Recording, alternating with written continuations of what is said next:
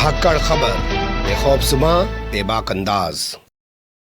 धाकड़ खबर के न्यूज़ से मैं आपके साथ हूं अकरम रईस खान। ऐसा लगता है कि उत्तर प्रदेश के संभल जिले में जो भी अधिकारी कर्मचारी तैनात हैं वो आजकल होड़ लगा रहे हैं संस्कारी बनने की। जी हां, ध्यान से सुनिए, थोड़ा गौर से सुनिए, क्योंकि मैं शब्द बोल रहा हूं संस्कारी, ना कि सरकारी। सरकारी बनने की होड़ नहीं है इनके अंदर, संस्कारी बनने की इनके अंदर होड़ लगी हुई है। और ये कह रहे हैं कि मैं तुझसे बड़ा संस्कारी हूं और मैं तुझसे बड़ा संस्कारी हूं।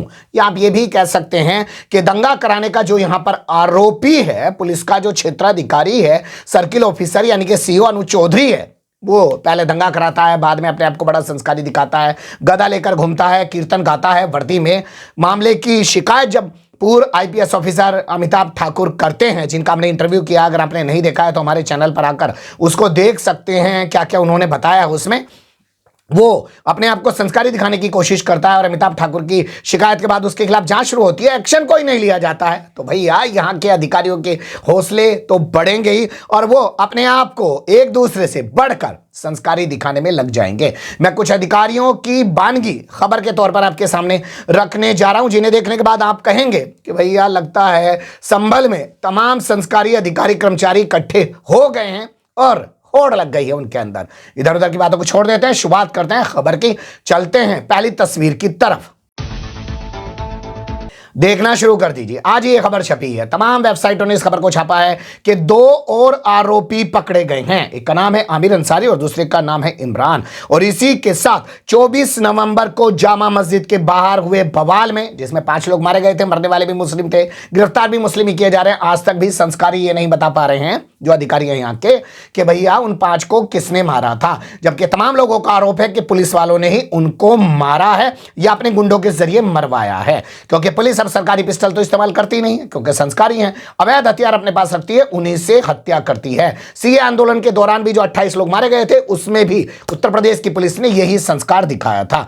तो 2 और लोगों को आज पकड़ा है, आमिर अंसारी और इमरान। और इसी के साथ यहां पर पकड़े जाने वालों का आंकड़ा 60 पहुंच गया। यहां का जो एसपी है कृष्ण कुमार बिश्नोई, उसका नाम है, लॉरेंस बिश्नोई से नाम मत जोड़ देना, हालांकि बिश्नोई लास्ट में लिखा हुआ है, लेकिन इतने बड़े दंगे बवाल के बाद भी इसी जिले में टिका हुआ है। वो जमाना जब चला गया, अब दौर चला गया, जब ऐसे कुछ मामले हो जाते थे तो डीएमएसपी को उन जिलों से हटा दिया जाता था, लेकिन अब तो संस्कारी को वहां पर टिका कर रखा जाता, ताकि निचले जो इनके अधीनस्थ हैं वो और ज्यादा उछल कर कूद कर अपना संस्कारी पना दिखाएं। तो इसी का बयान यहाँ पे एसपी का छपा है। इसने बताया कि 60 लोग अभी तक इस मामले में गिरफ्तार हो चुके हैं। अब दूसरी खबर देखिए, बिजली विभाग से जुड़ी हुई, 7 और दिन की मोहलत दे रहे हैं सांसद जी। जाओ, जो दावे आपने किए हैं वो पेश करके दिखाओ, वरना आपके खिलाफ 1 करोड़ 90 लाख रुपए की वसूली की जाएगी। जैसे कि आप जानते हैं कि 19 दिसंबर का दिन था जब सांसद जियाउर रहमान बर्क के घर पर छापा मारा गया और उनके यहाँ घर में लगे हुए जो 2 मीटर थे उनको उखाड़ लिया गया और आरोप लगाया गया कि साहब इनके यहाँ तो 16 किलोवाट का लोड है। अब लोड तो सबके घरों में ज़्यादा होता है, वो कैसे ज़्यादा होता है आप लोग भी समझ सकते हैं। आपके यहाँ अगर बिजली विभाग वाला जो अरे एसी लगा, अबे एसी का 24 घंटे चलता है ये, या घर में मशीन रखी है वॉशिंग मशीन, क्या 24 घंटे चलती है क्या ये? बस ऐसे आके वो लोड जोड़ते हैं, ये इतने किलोवाट का, ये इतने किलोवाट का, तमाम तरीके से संस्कार इस तरीके से लोड जोड़ते हैं। लोड जोड़ा और 16 किलोवाट का लोड इनके यहाँ बना दिया और माना कि चोरी करते हैं और इन पर पेनल्टी बना दी 1 करोड़ 90 लाख रुपए की। अब इनका जवाब मांगा गया, इन्होंने जवाब दिया, उसमें इन्होंने जो दावे किए उसको लेकर यहाँ का अधीक्षण अभियंता यानी यहाँ का एससी जो है जिसका नाम है विनोद कुमार गुप्ता, वो कह रहा है जी हमने उन्हें 7 दिन का टाइम दे दिया, 7 दिन के भीतर अगर वो कुछ बता पाएंगे तो ठीक है, नहीं 1 करोड़ 90 लाख रुपए की तो वसूली होगी ही होगी। यानी हर अधिकारी बड़ा संस्कारी बनने में लगा हुआ। तीसरी खबर देख लीजिए, ये हमारे पास आई है सती मंदिर से जुड़ी हुई।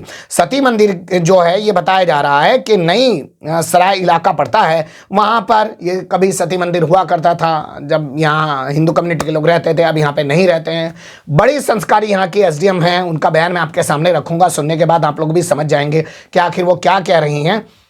तो उन्होंने यहाँ बुलडोजर चला दिया जुबैर की जमीन पर, वो कहा कि ये सती मंदिर की जमीन है। और उसके बाद जब पत्रकार पूछ रहे हैं तो वो कह रही हैं कि हमें फोन आया था, मुझे किसी ने कल फोन करके बताया था कि यहाँ पर सती मठ रहा करता था, पहले यहाँ पर एरिया था, मंदिर था यहाँ पर, और वर्तमान में इस पे कब्जा कर लिया गया था, इस पे नींव भर के और इसे प्लॉटिंग की जा रही थी।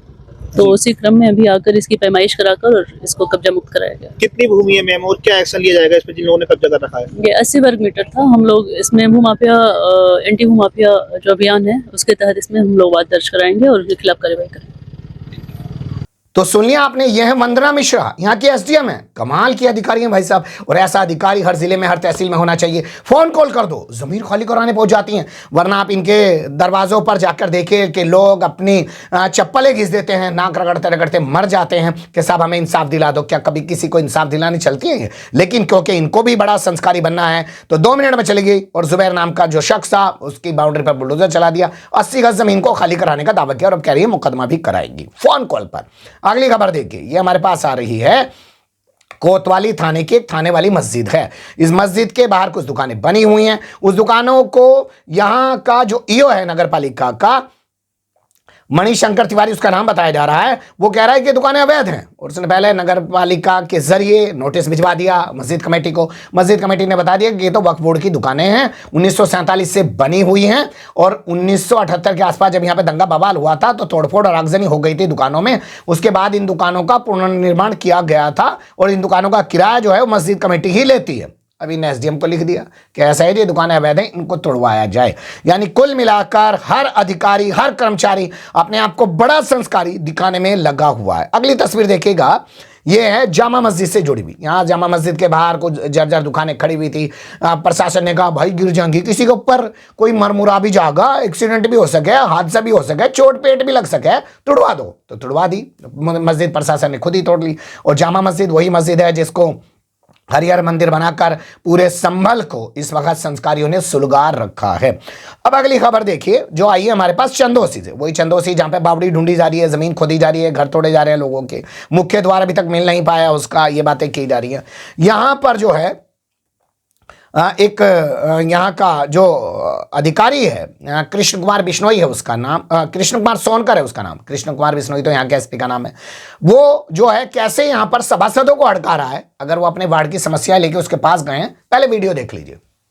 पानी बनाओगे, पानी में पड़ेगा आपको, पानी बनाओगे, पानी में पड़ेगा आपको, पानी बनाओगे, अब पानी में पड़ेगा, बाइक निकाल के पड़ेंगे आप, क्या पानी बनाओगे, पड़ेगा, क्या पतले के लिए बोली, आप दिखाते हैं मुझे, हैं, क्या बात कर रहे हैं आप?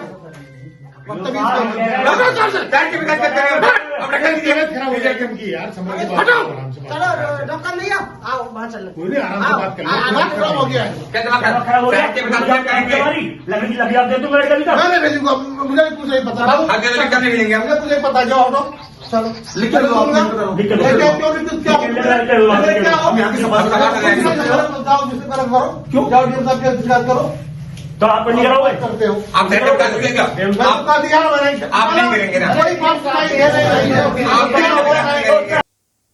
देख लिया आपने वीडियो? भाई दिमाग खराब है, एक पर से नीचे तक हर अधिकारी कर्मचारी का दिमाग खराब है। सबको लग रहा है भाई साहब ऊपर बैठे हुए लोग बड़े खुश होंगे। अब हम आपके सामने एक सभासद का बयान रख रहे हैं कि आखिर किस मुद्दे पर यह बहस हुई। किस पद पर हैं आप? हमारा नाम लवकांत शर्मा है, वार्ड नंबर 9 में मौजूदा। हम आज ये फैक्टर मिलने आए, हमने लकड़ी जानकारी प्राप्त करनी चाहिए जब तक लकड़ी कितनी आ चुकी है। ये सब हमारी चीजें भड़क गए क्योंकि बाड़ों पर लकड़ी पहुंच गई 1 कुंटल, लिखी जा रही 5 कुंटल। हमने पूछा लकड़ी अब तक कितनी आ चुकी है, उस तक भड़क गए। यानी इनकी 60 घाट से यू साफ यू साफ बहुत ही बड़े भ्रष्टाचारी हैं हमारे यहाँ के, बहुत ही बड़े बदतमीज व्यक्ति हैं आत्महत्या करने में, जिनकी वीडियो हम पे है, जिन्हें किस तरह बर्दाश्त करिए मेंबर को हमारे पे। सबसे उल्टा सीधा बोलना, बोले जाओ मैं नहीं बताता किसी चीज के मामले में, कोई मैम कोई नहीं होता, आप डीएम से बात कर दो, कमिश्नर से बात कर दो, मुख्यमंत्री से बात कर दो, ना कोई काम करूंगा मैं, जो करना वो करके दिखा दो।